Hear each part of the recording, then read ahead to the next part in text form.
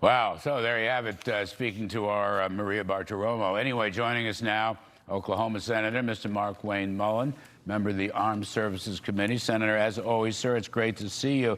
You know, we got a lot of work to do.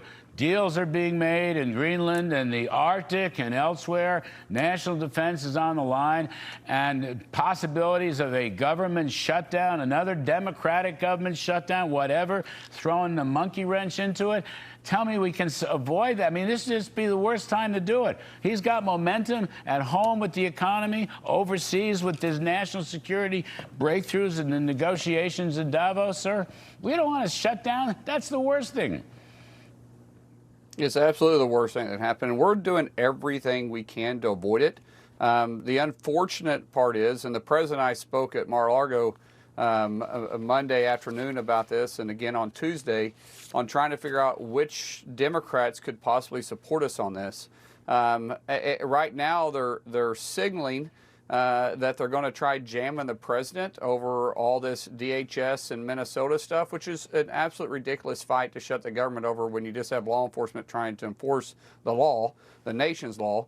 But I believe there's some cooler heads. We've had some conversations the last day and a half, Larry, where a lot of the Democrats that was wanting to reopen the government and some of the ones that that voted to open are willing to work with us. Susan Collins has done a really good job trying to negotiate in between Republicans and Democrats because, you know, we still have to have at least 8 Democrats vote with us because we got Rand Paul that doesn't vote for anything.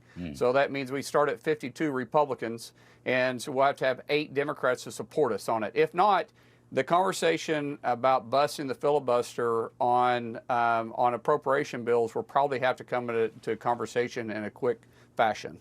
So let me back up for a second. Are there any Democrats who have the backbone and the courage to praise Mr. Trump for his negotiating skills in Davos, what he's doing in Greenland and the Arctic, and for that matter, saving the Western Hemisphere from the encroachments of China and Russia? Is anybody willing to stand up? I mean, I know Al Gore was booing at a dinner party, you know. When I knew him, he had manners. I guess those days are over. But is there anybody on the other side of the aisle who's saying, look, Trump is doing the Lord's work here, and we're all coming together. We're going to preserve NATO. Right. We're going to preserve freedom. You're going to preserve the United States. I mean, anybody?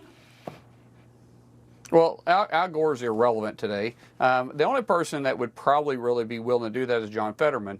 Unfortunately, for the Democrat Party, they're not really paying attention to what President Trump is doing on protecting the United States, on truly leading from the front with peace through strength. What has happened underneath the Obama administration, when they totally gutted our military, underneath the Biden administration, to which they totally tried to tear down everything President Trump did, President Trump has actually taken that approach, peace through strength, and that means even in our approach at abroad.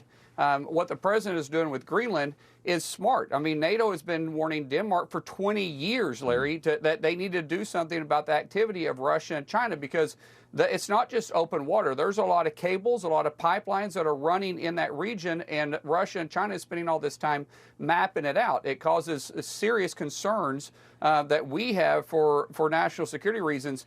They haven't been willing to do it. President Trump is finally saying, hey, Denmark, by the way, as you know, and your listeners may know, this has been a discussion going on since 1912. Since 1912, the United States has been trying to get control of Greenland because of the national security risk and the shipping lanes it is to the United States.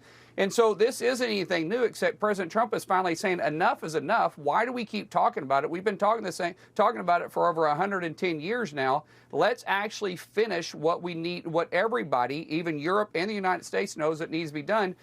Greenland needs to be brought into the United States for the national security of not just the United States, but also Europe. Well, look, I think they're working that out. But, I mean, coming back home, right. you got, correct me if I'm wrong, but ballpark, there's $25 billion been allocated to the Gold Dome so far. Estimates running upwards of 175 to 200 billion, whatever, all right? Whatever is probably not enough. We have to do the right thing to do to protect this country's national security, to protect its safety, to stop the encroachments of our adversaries in China and Russia and so forth. A shutdown is exactly the opposite. Exactly the opposite. I mean, this is no time to cut and run. Give you the last word. No, Larry, you're right, and we hope cooler heads on the Democrat side will prevail. Unfortunately, you got Chuck Schumer, that is not a real leader. He's more of a politician that worries about his elections than he actually does about leading the country. If anybody with a sense of understanding of world affairs would understand that shutting down the government right now would be the worst mistake possible.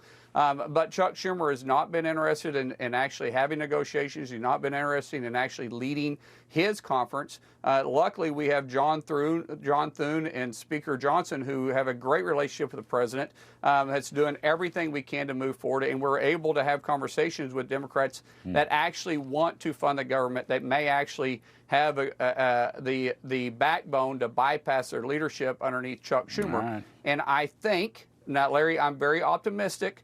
I think we can possibly pull it off, but I'll know a lot more a week from today. I'll know a lot more, but probably come Tuesday we'll know if we're going to a shutdown or not.